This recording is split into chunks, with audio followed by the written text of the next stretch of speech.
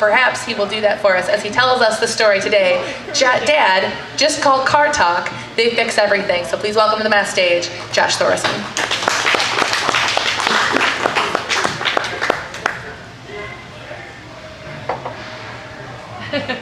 Thank you.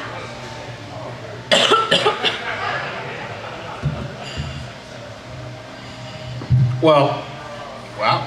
I ain't really done this before, so cool. The mic's still on, and I used ain't in the first sentence, so. Stirring us, John. I guess Hubley said he came for the party and stayed until he got an education. I came for an education and stayed until I found the party. So, yeah, and I met my wife in the cafeteria. So we'll leave it there. This is actually kind of a story about coming home, and for me, I grew up in St. Charles, Minnesota, which is about 4 hours from here, and 3 if my wife's driving, which kind of ties into the story quite a bit. But so that was always home for me until we settled here, and like I said, I was an SSU student for about 9 years. So you do the math, that's kind of how the process worked for me. But we were coming home, I guess this was after I graduated. I think it was Christmas of 2009. And that was that winter storm that, for those of you that early on in the show talked about Florida, that was the storm that those of us from Minnesota always brag about, because there's a few of them that it gives us the real credentials. I mean, they were actually using bulldozers and payloaders to move snow off the road into these giant piles beside the road, and it was like you were driving down this tunnel, and it was pretty insane. They actually closed Highway 14, Highway 19, Highway 59, Highway 90, pretty much. Yeah, every road in southern Minnesota was closed for like a week, and I was at my in-laws, so good times, but it was time to come home, and so I kind of hate to drive, so I was letting my wife drive, and we're driving, and she was telling this little story of her own about how she was a teenager, and she would do this thing she called finger hopping. Which, for those of you from Florida, the snow will drift across the road into these, and it will crust hard into these little fingers of snow that go out across the road. And when you hit them, they kind of explode, which is really fun until you hit one that's a little too big and it kind of jerks the car to the right or left or, all the above. So, we got to, and this was a 3-4 hour drive, and we're driving along, and we just keep going slower and slower because we're not finger hopping anymore. It's like a foot of snow on the road, and then we get to, like New Ulm, and we go through New Ulm on Highway 14 there, and it's more than a foot of snow on the road, and we're like, come on, people, this is just crazy. We're driving through snow, and of course, Dodge Caravan, they're all come in blue and ugly as all get out, but I'm that guy now. And driving along, and 2 kids in back, and doing books on tape and all that whatnot. And my wife's little sister is 15, and we're driving along, and we keep going slower and slower. So this drive that was supposed to be 3-4 hours just gets longer and longer and longer. And that's kind of this whole story, is this drive just got longer. But, and we're driving along, and snow is just coming up, and it's like all around the car, and there's snow pushed up on the side of the road, and it's all we could see, and except for my sister-in-law, Angie's little sister, Hannah's in the back seat, and you could see the glow of her texting back there. But, other than that, the kids finally fell asleep after they got done with their fight or whatever. But, we're driving along, and we got really close to Lamberton, Minnesota, and kept going slower, and the car just starts making these funny noises, and I was thinking about how to describe this, and and I was actually in the shower this morning, and I'm like, gallbladders.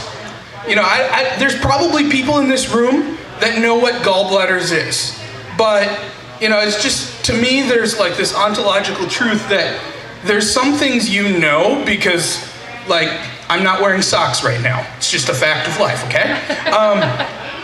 There's some things you know because you need to know them. That's your job, okay? There's probably people out there that their job is to know what a gallbladder is.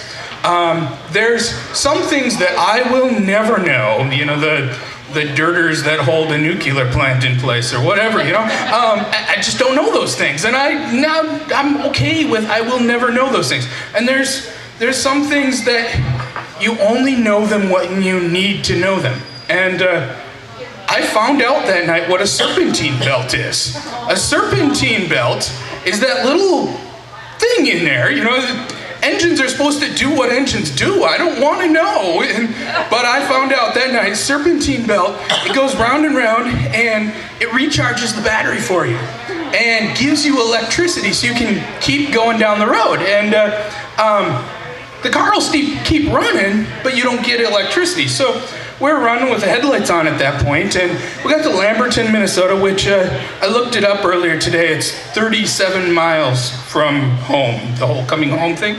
And Lamberton, Minnesota, and we actually, my father-in-law likes to buy scrap vehicles, and so we actually purchased our car as scrap from a guy in Lamberton, and so we pulled off, and he had a heated shop, and there's ice and snow under the car, and we just pulled it out of the engine compartment and just yanked that serpentine belt onto its little idler thingies and all that, and got that thing running again, and we're on our way, and we're just 37 miles from home. We're all, you know, we're doing like 40 miles an hour, so it's all right, you know, and so we get out of Lamberton, Minnesota, and you know, there's a stretch of highway there. There's some farmhouses.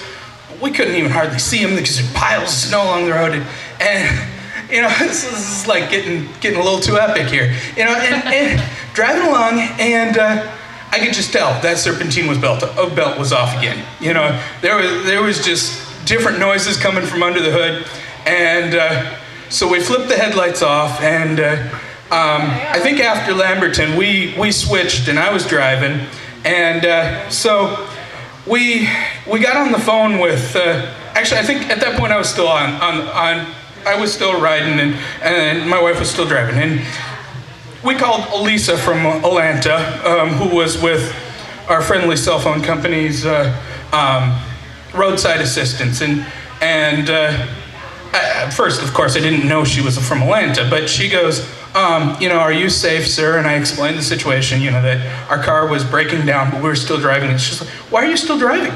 Pull off and wait in a safe place until, you know, we can send somebody out. And I'm like, so where are you going to send somebody out from? Well, we have a tow truck driver in St. Paul that we can dispatch out. And I'm like, I'm just outside of Lamberton, Minnesota. And she's like, no, pull off and wait in a safe place. I'm like, ma'am, it's 10 below outside. I have 2 children, my sister-in-law in back, and this car is going to be just disabled. And you can't just send somebody out. And so we had a conversation back and forth. She's a nice lady, but I ended up disconnecting that call. And we got to Walnut Grove, Minnesota, which is 27 miles from home. And we pulled into the gas station, and I popped the hood, and I'm just staring at this thing, and I'm like, wow, it's that serpentine belt thing, and I got no tools, and I don't even have socks on. I mean, it's cold out here, right?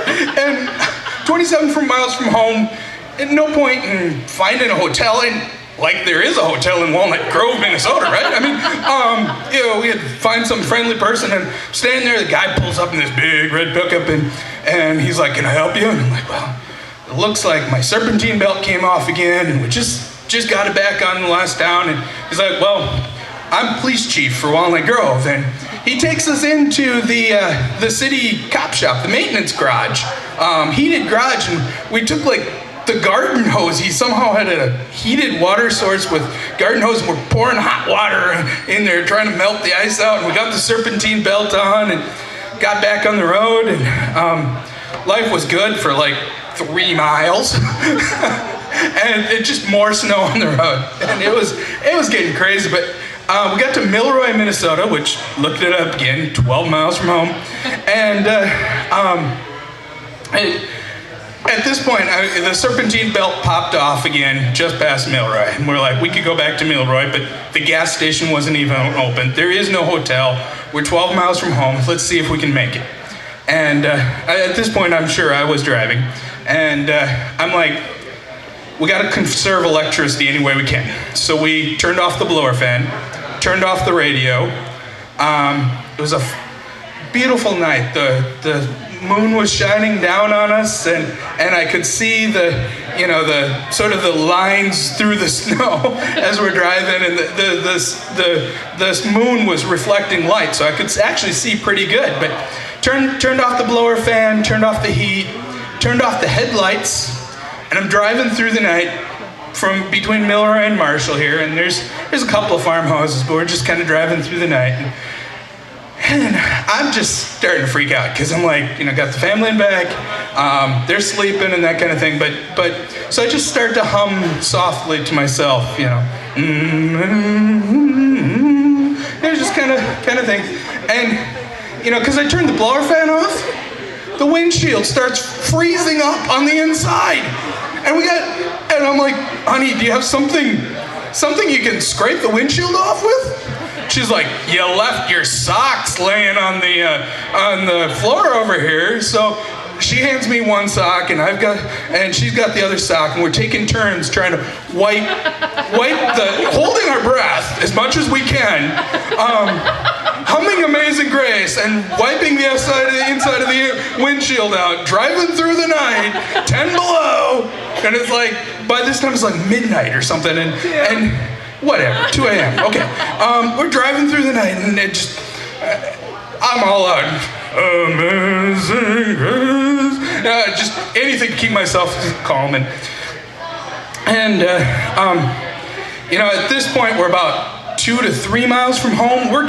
You can see Marshall from out there, and we're really close, but it's like, I don't know if we're going to make it, And of course, I didn't really say it, but I think my daughter was like 5, and my son was 3, and he heard me singing, and when he was 3, like, everything had to be super speedy, Dad. So he wakes up in the back seat and he goes, Dad, just drive super speedy all the way home. I'm like, I'm trying, Joey, I'm trying. And which, of course, him shouting about driving super speedy wakes up my daughter, and she's like, explain the situation, we're gonna be fine, we're almost home, we'll just keep on going. And she goes, Dad, just call Car Talk, they fix everything, And, well, I guess that is the punchline of the story, but we're almost home, and we got to, where Greenwood Nursery is now. I don't think they were open yet, but that's like 2 miles from home for us, and that car just popped. We could tell that there was no battery left, there was nothing left to run the engine, we had no serpentine belt, so we just called 911, and, because the Verizon people can't help us out. Car Talk probably at 2 a.m. wasn't going to help us out either, and nice deputy comes out, picks up my family, but she goes, I don't have enough seat belts for you, so you're going to have to wait alongside the road. And I'm like, that's what I was trying to not do. But anyway, so she said, we can actually dispatch a Marshall towing company, Southwest Towing. I now have them in my phone. But Southwest Towing came out, picked me up. All was well and good, but and the driveway was like 3 feet deep of snow, and we just trudged home, and that's our coming home story.